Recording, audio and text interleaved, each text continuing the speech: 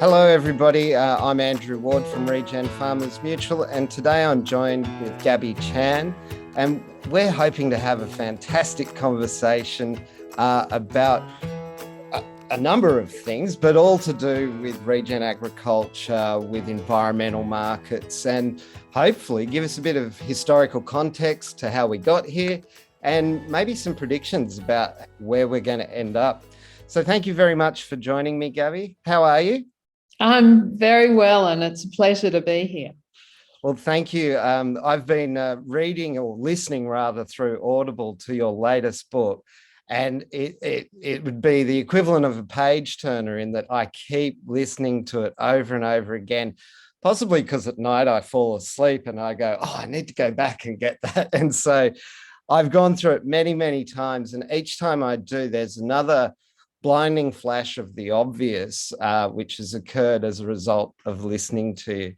So with your permission, I'm going to share screen and I'm going to take some notes of our conversation, and then hopefully some others can also come to understand the brilliance that, resides between your ears. So for those who haven't met you, and I've just talked you up, and I know that's embarrassing. Oh, no. A lot of pressure.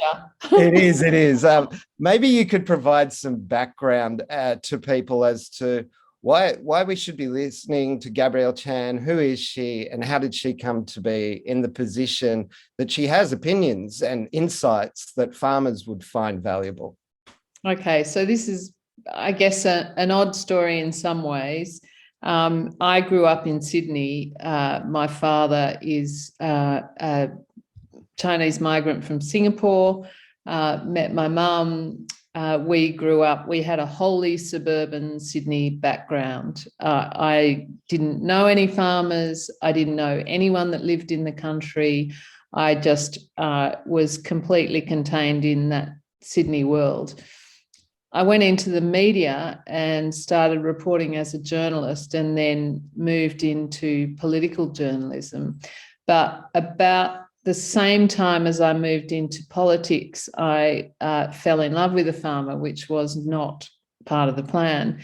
And so I ended up moving from the New South Wales Press Gallery to the National Press Gallery in Canberra. Our farm is about 90 minutes west of Canberra. And so I continued my reporting after we got together. But increasingly, as we got married and had kids, I was sort of straddling these two very different worlds. One was our local town, which is a town of Harden, Murrumburra. It's 2,000 people, probably 3,000 in the surrounding districts. And so I was having those conversations that you have in small towns, revolving around community groups and people your kids go to school with.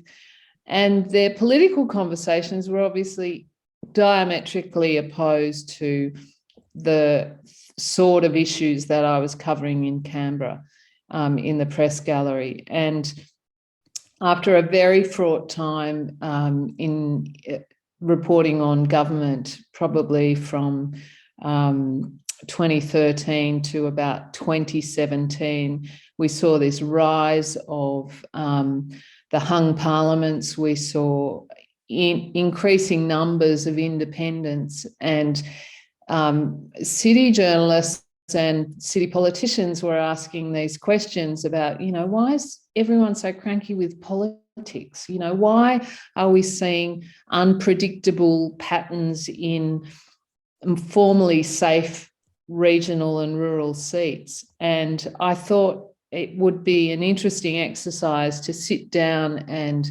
think about my experience in living in the country for the previous 20 years and really pick apart what was causing that dislocation between country voters and big politics, big party politics. And so I sat down to write Rusted Off. that was released in 2018. And the ag book, this book, Why I Should Give a Fuck About Farming, really came out of that process. Right. Can you summarize? I know it's a whole book, but the concept of rusted off, I imagine to be the difference between farmers being rusted on to the National Party as their political champions, and then this experience from 2013 where they were actually really pissed off with the National Party, and we saw safe seats like Orange disappear to, I think it was Shooters and Fishers, with a 17-point swing and things like that. Is that what rusted off refers to, or have I got the bull by the udder? Yeah. No, that's right. Although the rusting off process started probably earlier than that. You know, Australian politics has had this quite a stable system, quite a stable two-party system, three parties if you count the two parties in coalition, the Liberals and the Nats. And the interesting thing to me was I started looking at the history of the National Party, and the National Party formed as a loose coalition of farmers groups in the early 1900s. And the reason they got together was that they were pissed off and they were fed up at that stage, and they thought that what was then the earlier iteration of the Liberal Party and the Labor Party weren't serving the interests of country people. And so that these farmers groups got together and formed this country party, as it was known then. And very early on, they started thinking about, you know, what serves country people better? Does it serve us better to be a party of government that is in coalition with another party in government, or does it serve us to be independents where we can freewheel and vote issue to issue? Now, history shows that the National Party decided it was best to try and be a party of government, and that is to come together in this coalition with the Liberal Party. And that created a very kind of stable, enduring partnership. But as history has come along and issues have changed and rural populations have dropped, I think the changes really started happening in the 1980s, where we see Australia open up to economic deregulation, and all of those, I guess, those truths of rural economic structures around protection of agriculture, a contract of sorts between city and country, given Australia's economy famously rode on the sheep's back. All of those things started breaking down, and you had Hawke Keating go into this big reform, financial reform agenda, economic reform agenda, and then John Howard follows up. And I think, you know, country voters were thinking, oh, well, when John Howard gets into government, things will change back to the way it was. Well, John Howard doubled down. He deregulated further. He deregulated the dairy industry. And so people started questioning, you know, like, what's the go here? Why are all our economic structures changing? What does this mean for country people? And that's when you start seeing the independents coming in, the rusted off process beginning. You know, Pauline Hanson came into Parliament in 1996, the year I moved to Harden, actually. So that process had taken place for the whole time that I've been living here, really. And Australian politicians and commentators were really trying to work out why this was happening. And so I set out to try and contain this in the book that's now called Rusted Off: Why Country Australia is Fed Up. And, you know, I hope it sheds some light on the issues that rural and regional people face living in smaller communities, living in non-urban centres, and, you know, some of the service issues we see around health and education, the economic issues around, you know, user pays services, telecommunications, all of these things stem from the question of how government is going to deliver services for rural Australia, and what it is we should expect and what it is we should maybe even do for ourselves. I find them really interesting questions about the way country Australia deals in the modern kind of political system.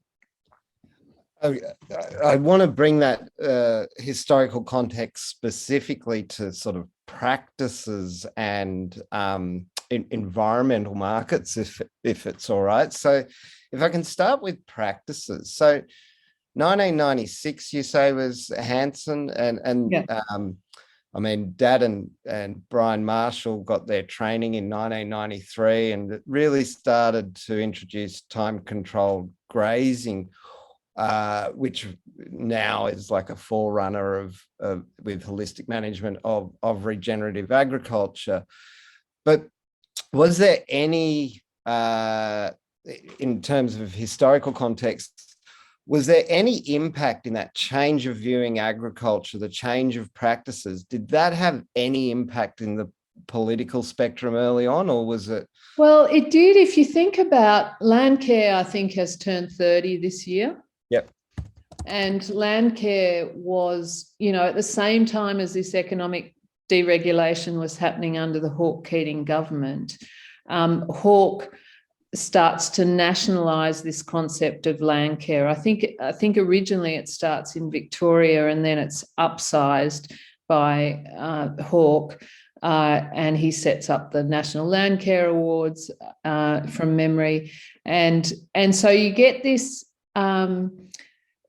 I guess a different way of looking at farms, you know, from an environmental perspective. And yes, there have always been, as you know, in your family, ways of looking at farms that are not all about economic production. Mm-hmm. But I think the Landcare movement, the success of the Landcare movement is really based around that kind of country culture of bringing together your friends and neighbours and doing things using your local knowledge and the hive mind of the community. And so that starts off a series of cells, environmental cells across the country. Now, I have I guess, a particularly local view of Landcare, because we have a Landcare that has been incredibly successful because partly because it's been driven by a local person, Louise Houghton, who was a long-time Landcare officer for 35 years or so before, ironically, it was centralised and the position was taken to somewhere further away.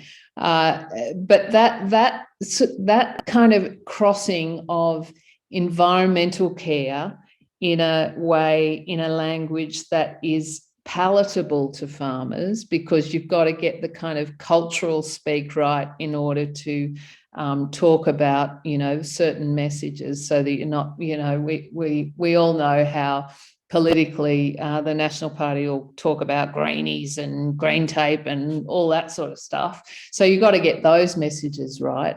But Landcare really got it right in terms of crossing the culture, the economic imperative of looking after your natural resources, the environmental imperative, the farm ecosystem, in a way that I think farmers could understand and really get behind. And our local group has been very successful. It didn't work in all places, and I'm told Western Australia Landcare wasn't as successful as it was in the eastern states, and those groups that might have started around Landcare have sort of moved into more grower groups, so more farm-based grower groups that you might see in you know, on a field day, as opposed to a, you know, local Landcare group. But I think the benefit of all of those groups is they're kind of taking that local and regional knowledge and using it in a way that makes sense to those communities. And so that I think is the forerunner to really thinking about environmental services from a different perspective, because those groups, those land care groups, were essentially paid government money for putting in trees along your creek or fencing off your creek or doing amelioration or, you know, whatever it is. That's the start of it, the environmental service payment that is the forerunner to environmental service markets in the private sense. Yeah, and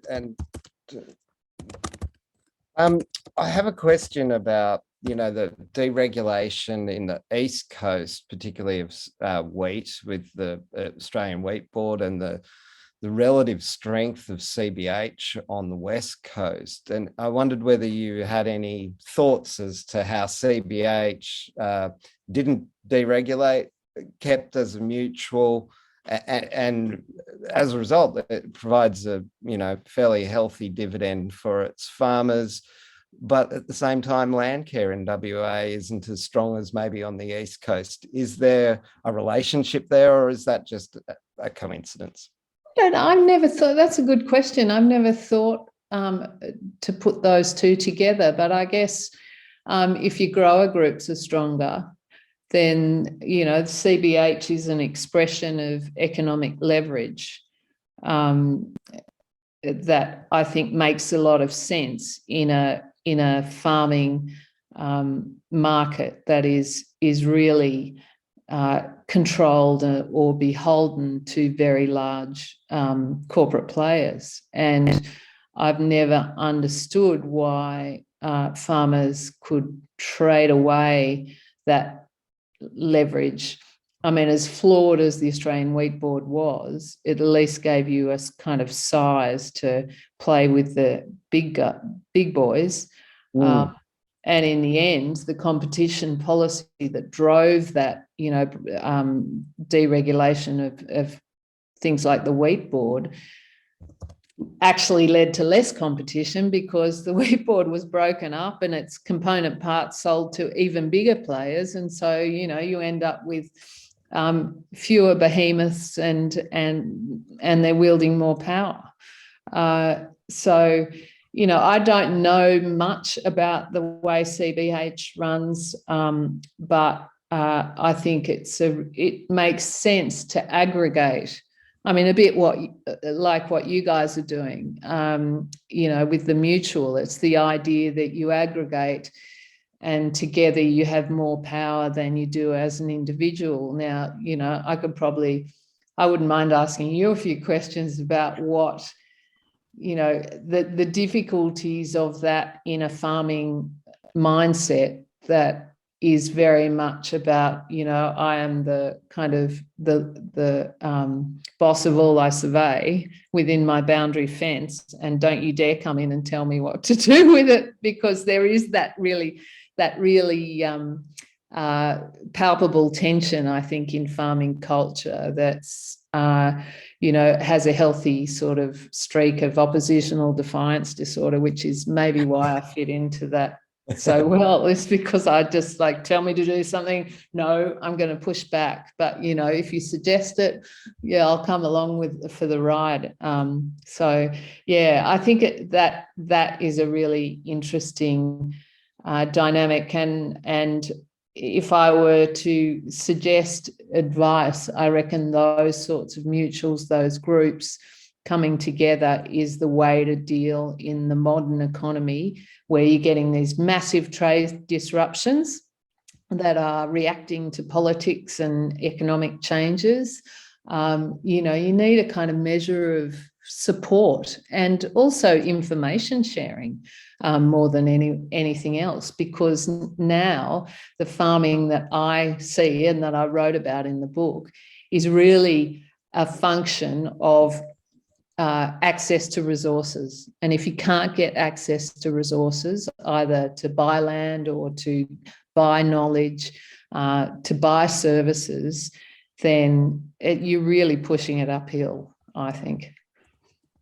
Having listened to your book so much, I have to agree with you. I mean, there is this point where you talk about the farmer is both the worker and the capitalist, and they have to constantly reconcile these two parts of themselves. But economically, they're an island, they're a minnow, and how do they affect supply chains that are dictating prices, governments which are dictating regulations, markets where their market power individually is a piss in the ocean. So totally agree that the function and access to resources, it will be the single biggest determination of success. I guess that brings me to this question of farmers and how you see their world changing and potentially not just contextually, how did they get here, but what should they be doing today, given modern politics? And I'm talking, weeks to months out from an election. What should they be doing now to put themselves in the best position for the future, according to your worldview? Well, I think, we've just talked about this idea of access to knowledge and resources. And I think if I was in charge of a farm or, had some sort of, I guess, control over how to run a particular business. I'm very separate. I'm a journalist. I'm not a farmer, but I would be thinking about how can I get the best access, the best knowledge.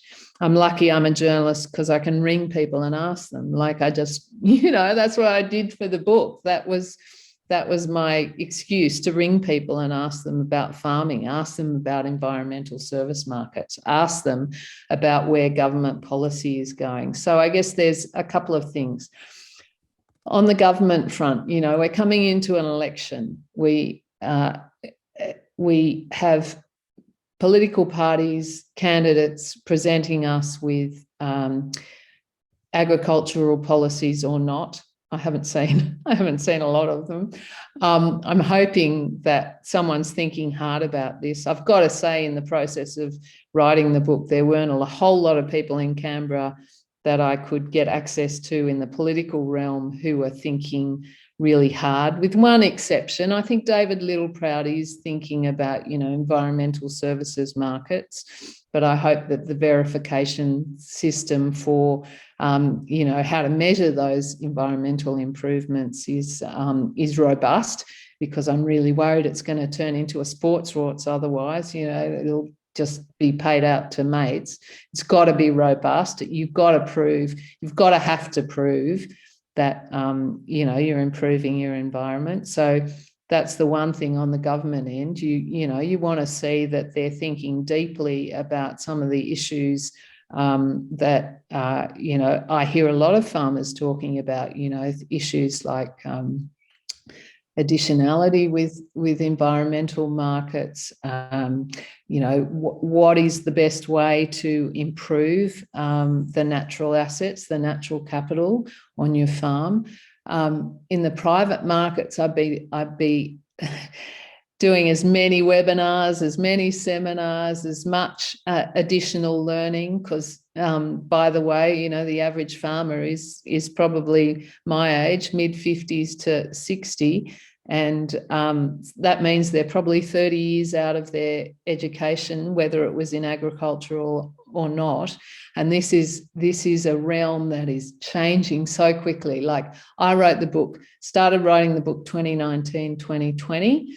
It's published in 21. And, in the 6 months that it took from the final drafts to the publication in August, end of August, I felt it almost, there was updates that needed to be done. You would know, Andrew, how fast this stuff is changing. It's like changing by the day. You can read it in about it in the newspapers, in the financial papers. Big finance companies, banks, they're changing their products to think about how to incorporate natural capital into their financial products, into their loan books. They want to know, people want to be able to pay for environmental improvements. We've got this horny kind of subject around offsets that is really, it can be dangerous, I reckon, if you're not up to scratch on that sort of stuff. So you need to be able to access that information.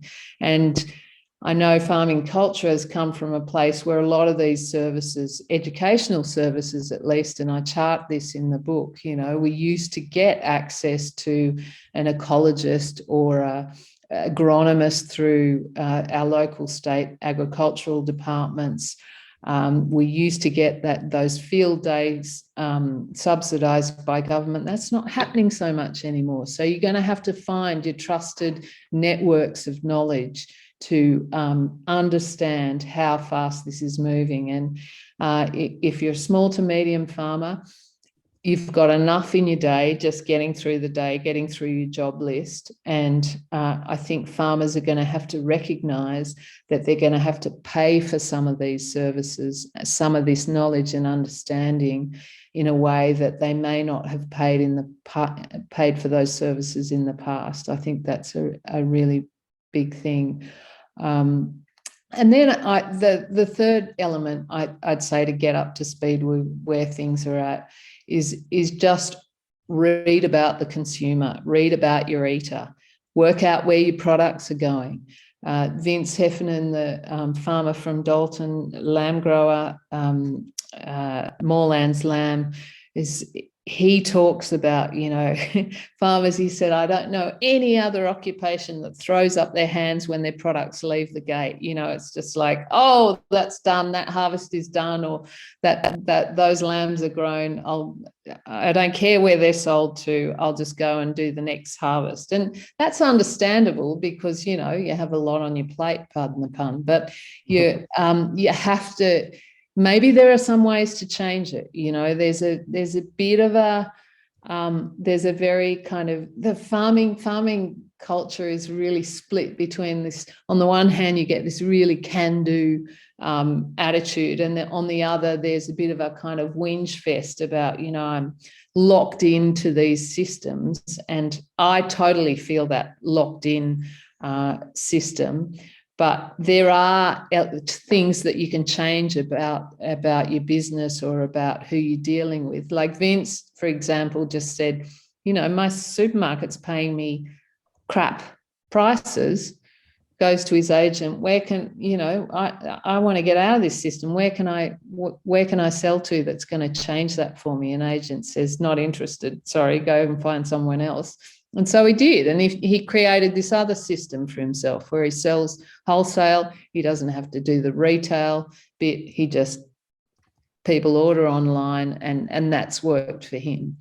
There are a million other examples of, different ways of doing things. But I think it's that having that open mind to think about the way you can do things differently is really the key to how to survive in the current environment. And some people won't have the energy for that, but it's the ones that do have the energy for that can get collegiate support and resource support, who are, I think, going to be able to face the future in a more sort of business ready way, and in a way that's better, frankly, for your state of mind. Because otherwise you can really tie yourselves up in knots and be lying awake at 3 a.m. in the morning worrying about, how you're going to pay your bills. And it means looking really hard at the environment you're dealing with, not just the ecosystem environment, but the economic environment, the social environment, the political environment. This is solid gold, Gab. I've really thank you so much. I'm going to abstract, with your permission, out from the farmer and talk about how ag as a industry, which is really multiple industries, not one industry, but humor me and help maybe share what are you seeing? Are you seeing consolidation, or are you seeing diversification? Are you seeing both? And how does that work? And a follow-on question to that. My old man used to talk about the way that it's like exhaling and inhaling, the way we centralize and decentralize, centralize and decentralize, as if we're doing something useful and new each time, but there's this quite recurrent practice. So ag as an industry, are we in this decentralized mode or centralized mode? Are we diversifying, or are we consolidating? Where are you seeing, and what are you seeing in this within that sort of context? Okay, so all of the above is the annoying answer to that question, but I think we're seeing a consolidation. The trend for agricultural businesses is fewer businesses, and that kind of reflects that get big or get out mindset. So there's that happening at the kind of macro level. The consolidation, if you read the Weekly Times top of the pops list for agricultural businesses by value, that consolidation is happening as money moves from, say, very large family farming businesses to corporate businesses, whether they be banks, whether they be superannuation funds, either locally but mostly globally, or to these private trading equity firms. And so I think that trend to the large, mostly long-term, think about a super fund, it's getting money every week into its bank accounts.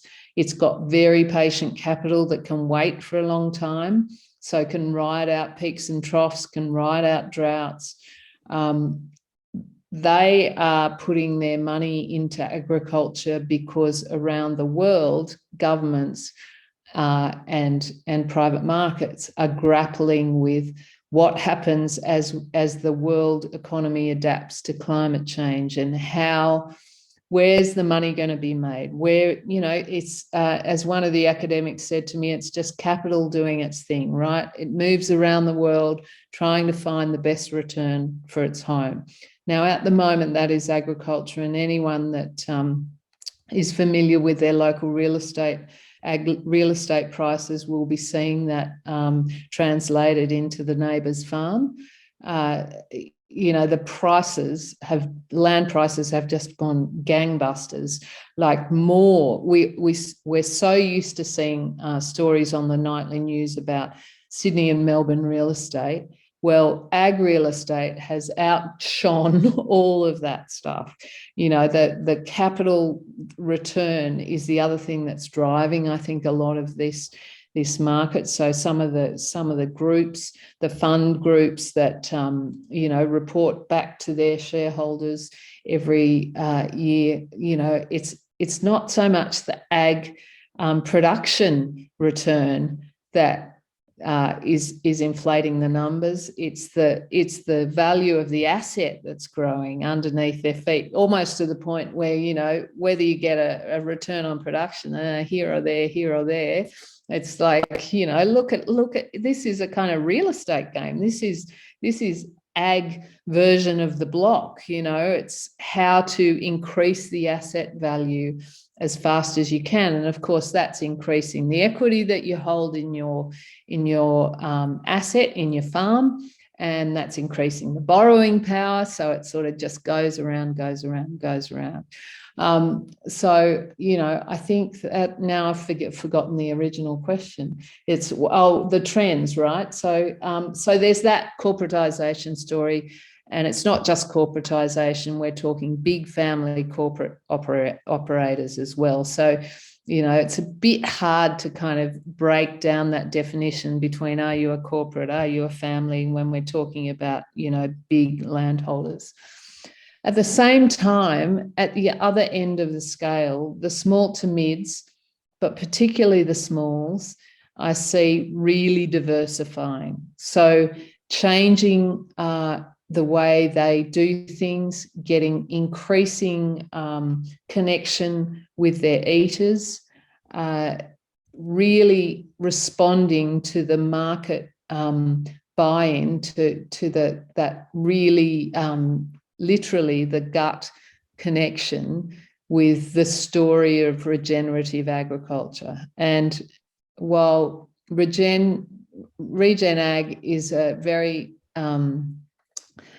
it can be a very controversial term depending on, how you define it. My definition is, is agriculture that improves, regenerates its environment, while making a return. So, I mean, I think if we keep the definition pretty simple, then that smaller end of the farming market is really showing that the eaters love this story. They love the idea of where their food comes from.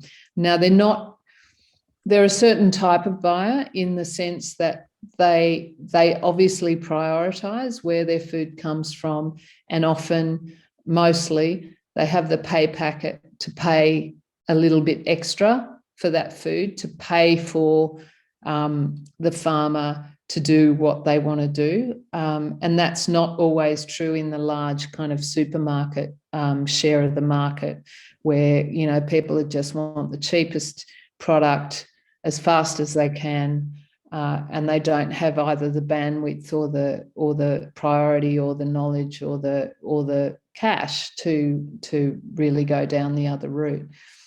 So that the smaller end is diversifying as well. And I guess one of the key themes of the book that I was thinking about was that leaves the middle of farming, maybe multi-generational businesses who've been kind of just ticking along, really kind of hollowing out a bit. So either moving up into that really big end, like how can I borrow as much money as I can to get my farm as big as I can, to get those economies of scale, to get better buying power so I can drive a cheaper bargain on my inputs.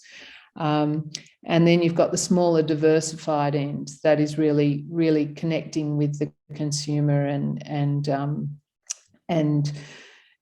improving their return that way. And I think that's a really interesting kind of trend in Australian farming as I see it. And I think it's probably, I think from what I see, particularly of UK and US, the same thing is happening. But of course, in the UK, the scale is so much different to Australia. I interviewed James Rebanks, the herdy shepherd. He's written his own books in English Pastoral. And he was saying a similar thing. And yet he's working with, 300 acres. So he just can't, he's blown away by Australian scale. He said we could never compete with Australia. And yet the middle of Australian farming is going like, I feel sometimes like I'm on the bones of my ass. How can I change this so that, I can get a better price for what I do, so that it can be valued? And I think all of that comes back down, whether you're at the big end or the small end. The big end, and particularly the corporates, are really thinking about how they connect to the consumer. And that comes down, it all comes down to the eater, like the market. What does the market want? How am I going to service that market? And it doesn't have to be in the same way as my neighbour services that market, but I've got to find a way to make this a goer in order to fulfill my priorities, whether they're looking after the land better, whether they're feeding your family, whatever they are. I think everyone's sort of trying to work that out right now. This is amazing. Thank you, Gab.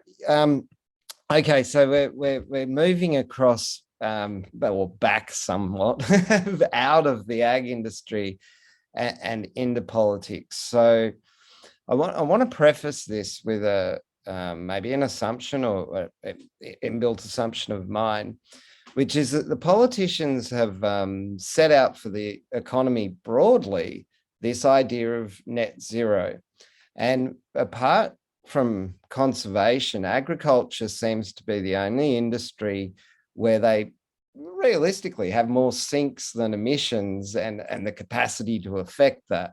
If you're a builder or a road construction company or an airline, or, your ability to create sinks to offset your emissions, you're a compelled buyer. So for me, the idea is that all the farmers are holding all the aces in this race to net zero. So are you seeing a renewed sense of power or renewed sense of confidence in farmers as a result of holding all these aces? Or do they not even know that they're sitting at the card table and holding the aces? I think a section know that they're holding a lot of aces. I think there's also, combined with that confidence, it's kind of a mix of confidence and fear that farmers will be compelled to really draw down the carbon that the rest of the economy is using. So there's that real fear around, we're going to have to do all the heavy lifting in the economy in order to do this. There's also, I guess, the combination of that. So you've got these two opportunities, right? You've got the net zero opportunity, which means other businesses are going to want to buy environmental services to offset their carbon. But on the other hand, there's the overhang of the regulation. So what is the regulation going to require me to have to do in order to offset my own? So I think there's a real worry in the sector that, people are saying, oh, you can sell all your carbon, but you need some of it. You can't double count it. So you need some of it to make sure your own businesses are net zero before you start selling that kind of surplus. And I think people are only just getting their heads around that whole idea. And the way that plays out, I think, is going to be really interesting because, of course, in 2011-12, we had the much derided carbon price under Gillard's government, and that carbon price would have been a cracking opportunity for farmers to sell carbon and be paid for environmental services, not just for food production or fibre production. That was dumped by the coalition, which is largely they're the parties of the farming sector largely, and so we've sort of wasted this time where we're now getting back to the understanding that, right, pricing services, pricing carbon is a way to diversify income as farmers, and how we're going to do that is a moot point. Now, Ross Garnaut, the economist who did the original 1 and 2 Garnaut reports on climate change, obviously did the restructure of the wool industry, very long history in agricultural economics as well as every other economics. He's a bit of a polymath. He said to me, the current situation is farmers have to invest a lot up front with very uncertain conditions when it comes to drawing down carbon. And at the end of the day, they might win something out of a government auction, or they might sell to outside investors. But he said, the price for carbon in Australia is much less than it is, say, in Europe. And he said it's as if you were asked to invest in wool production, and take the chance that you might get paid at the end of the day. And even then we'll pay you a quarter of the price. You know, they're the things that are holding people back when it comes to how we think about environmental services. And I think until that stuff is ironed out, it's a bit like the renewables industry has been for the last decade. You know, the uncertainty around the political outcomes has created uncertainty in investment terms. The difference now in the last year or two, particularly, is we're seeing private markets streak ahead of government. Like they're just throwing their hands up and going, I'm not waiting for this regulation. I'm not waiting for a signal. The market's already moving. And so governments have, you know, really need to play catch up, yeah, in those terms. But it leaves farmers, I think, in a really invidious position because, again, unless you have access to the knowledge and the resources, it's really hard to work out for yourself, you know, because it's not your specialty job, you know, like you've got enough specialty jobs. You need help to work how this environmental market plays out, I think, and really do your homework, both, you know, in a legal sense, in a financial sense, and what your obligations might be in the future, because these are long contracts, a lot of them. Yeah.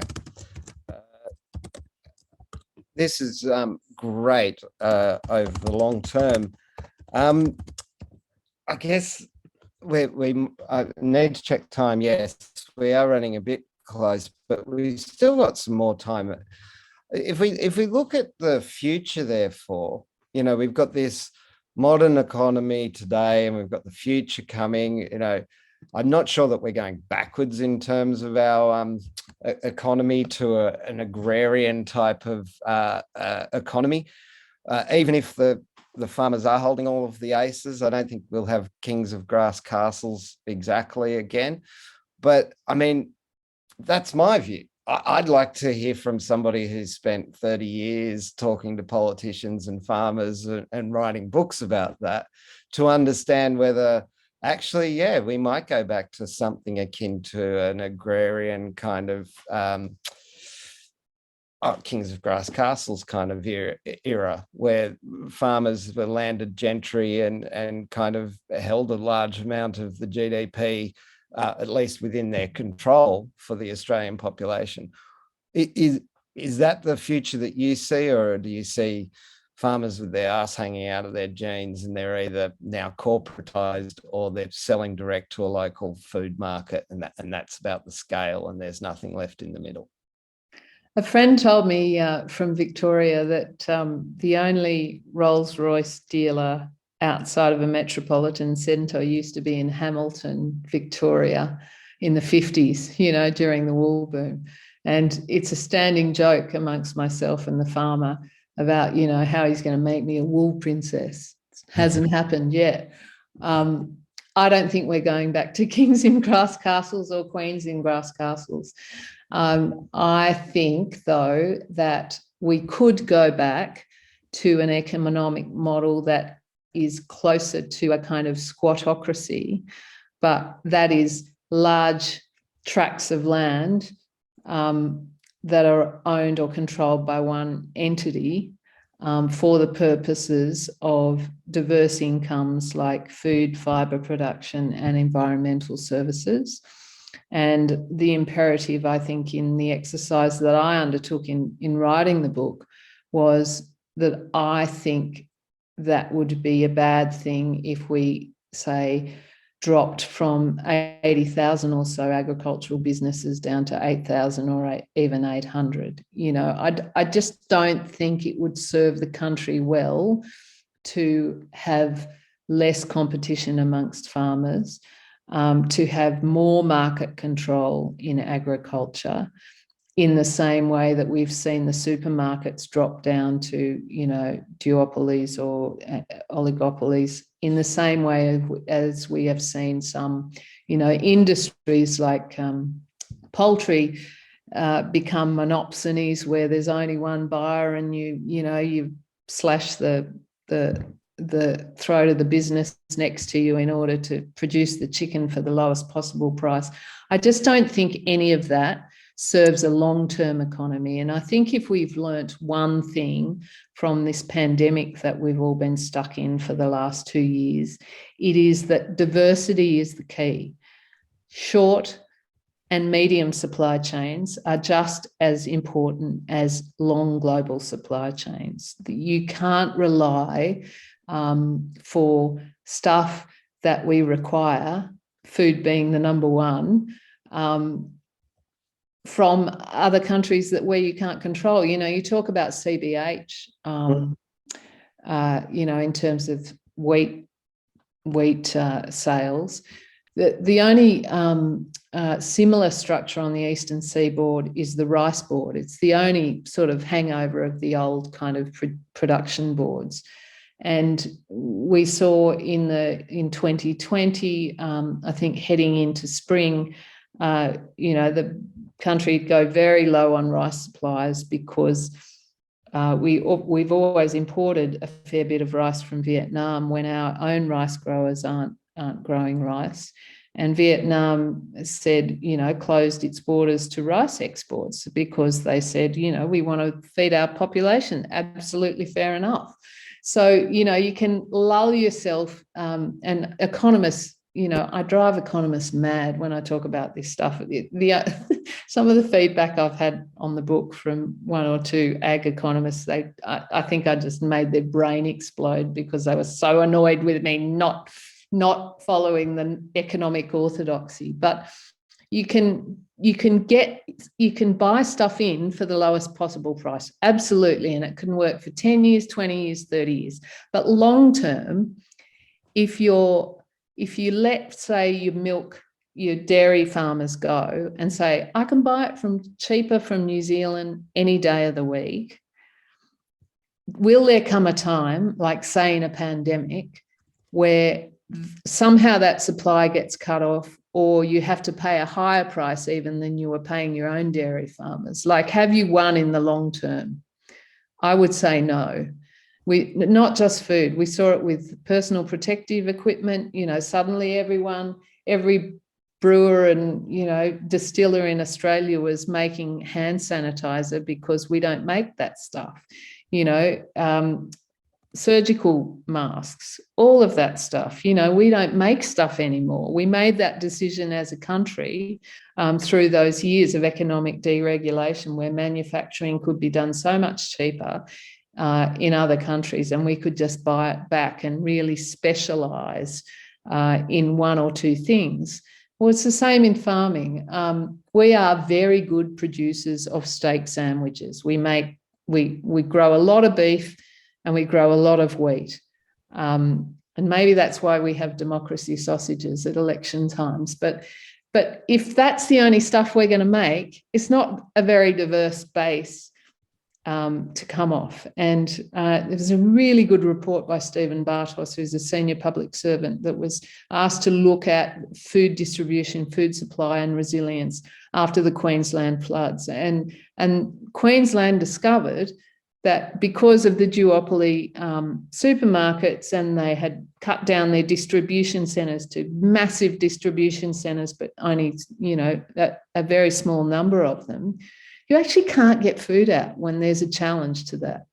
And, it's not just the one-off disaster or crisis or supply chain upset like a bushfire or a flood. Increasingly with climate change, we're going to see combinations. So we saw in 2020 bushfires that basically went for the whole of summer, straight into a flood, straight into a pandemic. And it's those kind of 1-2 punches, I think, that we have to reassess economic orthodoxy and say, okay, that might have worked really well and made us really rich for 20, 30, 40 years. But is this a time to reassess and just mark our homework and say, okay, what is the imperative for the next 40 years or 50 years? What is the imperative when my grandchild is 30? I think if economists and some agricultural advocacy is so defensive that it can't even consider the answer to these questions, then we're not a very open-minded people. And really, that's what the book was about. It's about putting stuff out there. I'm just a garden variety journalist, right? Arts degree, very, very ordinary in terms of knowledge, but I can access people with knowledge. And it was really just like thinking through, okay, if I had to think this through as an individual or a business, what are some of the conclusions I would come to? And those conclusions are that you have to start pricing in the true production cost of food, and that you have to have more diverse and more resilient supply chains in the delivery of that food. And that you have to, as a country, think about how you're going to deal with your landscape when 60% of the landscape is controlled by farmers. You have to think about what are the best systems for that landscape care. Which, how do we want to do this? We can't run it down like it's some, economic asset that we don't care about. It's not, landscape is not disposable. Landscape, our farming businesses rely on healthy landscapes. And if you can't look out for that number one asset, that number one ecosystem, then you may as well give the game away. That is so powerful. I just want to put that down. If we can't look after our land. If we can't look after our land as a healthy ecosystem, we may as well give the game away. Someone likened it to a very clever man who used to work at the Australian Bureau of Statistics said, not thinking about your natural assets is like driving a car without having a fuel gauge. Like you don't know whether you're going to stop tomorrow or in 10 years' time or in 30 years' time. Like, why would you not look out for your natural assets? It's just, it defies, logic. It is, yeah. It takes me to that JFK thing where he was like, yeah, GDP measures everything except that which matters, and Kate Rayworth says similar with her donut economics. And I was really, one of the reasons I didn't sleep listening to your book was when you highlighted that we've taken the lowest cost mentality, the consumer viewpoint when doing economics assessments, as opposed to the employed view or the job. And yeah, we do as farmers have a role to play in educating economists about the world that they inhabit. And perhaps there's some lessons there. I want to also say that economists are usually going to be urbanites and they're always going to be eaters. And so maybe to finish our conversation today, Gab, can I ask you, what are you seeing as the trends and the leverage points that farmers can use to connect with urbanites and eaters? I say urbanites because I might be in the minority, but I see an increasing number of city people interested in their food, but interested in the environment, interested in the role of farmers. And they are, casually interested, but sometimes we're seeing them put their money where their mouth was. In our recent crowdfunding for Regen Digital, 80% of those 145 investors were urbanites. And when the round closed, all the farmers went, oh, I wish I could have jumped on, and then put in their bids to say, oh, I was there, I tried to get in. But they were maybe deliberately late. I don't know. But it was the urbanites who were going, oh my God, this is a commercial opportunity. It hits my environmental knee bone. And it's important to me and society. So I see a long term in it. Whereas farmers, I think, in that case, didn't put their money where their mouth was because they're like, well, I'm going to have to produce the environmental goods and services. I'm going to be a customer and member of the mutual. But from your perspective, what are you seeing as the themes or the leverage points for urbanites and eaters that farmers need to connect with? Yeah, I just want to say, often urbanites, as you call them, or city people, or, that can often get a bad rap. And every drought, you see this kind of outpouring of sympathy and support, financial support, emotional support for farmers. So I don't think we should, and you're not suggesting, but, I see it, hear a fair few country people like running city people down. And I have taken the piss, I must admit, in a couple of pieces early on. But I think it's way more complex now. And so I think some of the biggest supporters of farmers live in the city. They're either running businesses that they really think services that connection need. They are, or they're working in agriculture from a city. A lot of the people working in agriculture work in city urban services that service farmers. So there's this whole group there, I think, that are ready to buy into the kind of farmer story and investments like yours. So they're the ones that are kind of they're already attuned to connect or connecting themselves. Then I think there's this other crowd that if you talk to them or spark their imagination, they're very receptive to it. And then I think there's a third crowd that have either too much on their plate or don't give a shit for whatever reason. And not everyone, I mean, despite the title of the book, a lot of people have got a lot of stuff going on. Farmers are wealthy in a lot of ways in terms of what they have, not just, financially, but, so there's always going to be this crowd that doesn't kind of plug into what's happening either at landscape or ag production.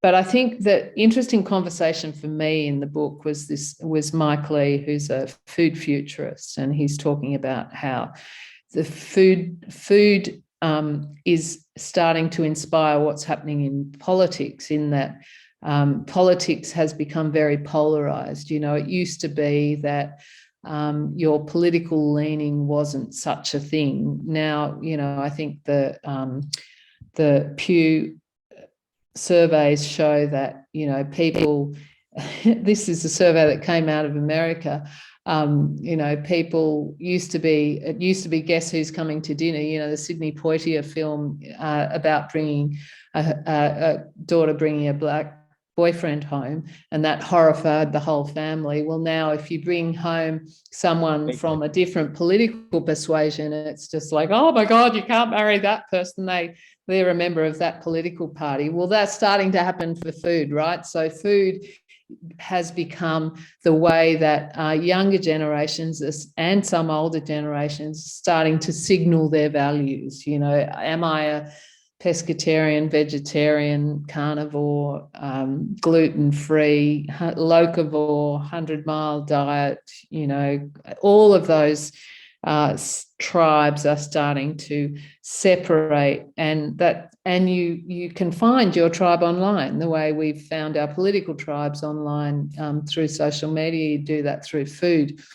And so thinking about those food identities, I think, is really worth it for the farmer. And though you can't sort of directly tap into one of those identities, I think the big lesson from that sort of the food identity story is transparency. So as farmers have been reluctant to open up their processes to eaters, consumers, we've seen, the really kind of angst-ridden debates around Animals Australia and footage that has been taken on farms without permission. And that has all, been such a fraught debate.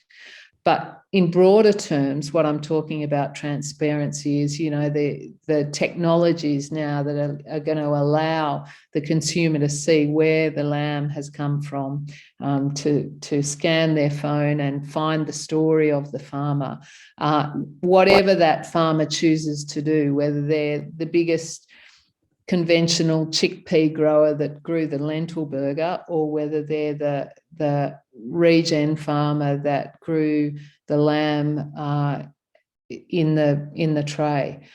So that trend towards transparency, I think, is something that farmers will not be able to avoid. I think that that's where it's going to go with supply chains, and that can happen. That's not just at a long global supply chain aspect. Although you will have technology will be able to produce that. I mean, that's also the story of the small farmer who connects at the farmer's market. There's no bigger transparency than the farmer standing behind the stall in the tent, talking to the customer that's going to eat their lamb chops. So I think that transparency is the big key in terms of where the urbanites and eaters are going. And I don't think it's going to be something that you can avoid, even if you want to keep your head under the blankets. It's already out there, and I think it's going to just keep that transparency imperative is going to keep increasing. Gabby, I totally agree. We've been saying around Regen Digital that you're, as a farmer, going to need a digital twin. You'll be compelled either through markets or green tape to show your practices, to declare your environmental assets. And the difference maybe between Regen Digital, which is controlled by Regen Farmers Mutual, and something that comes out of Microsoft or Google, will be that you as the farmer own your data and control your data, and you can align your data with others locally to, get some market power.